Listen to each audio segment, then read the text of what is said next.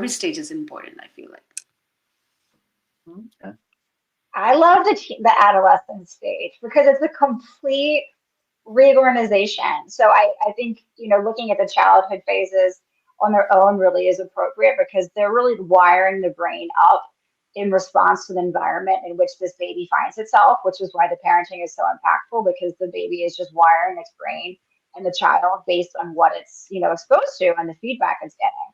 And then it gets into teenager years and the brain just completely like reorganizes itself based on peers, based on reward seeking, based on a whole new neurochemical situation. So it's like they're like maniacs, all gas, no brakes. So I think it's really fun because fun, not as a parent probably.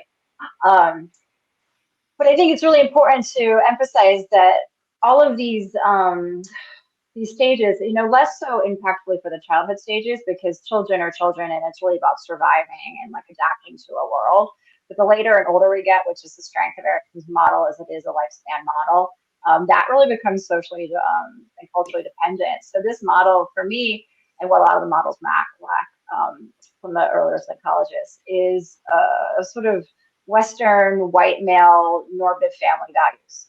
You go to school, you go get a job, you get married, and then you like get old and retire, and you've lived a happy life, which clearly is not the world in which we're living. This world is going to be a terrible place, and I am leaving it. There's so much going on in our society and culture that makes these lifespan developmental phases, repetitive recycling, a mess in a great way. Life is getting very complicated if you try to predict and model it based on societal structures that will not last over time, as this model does not.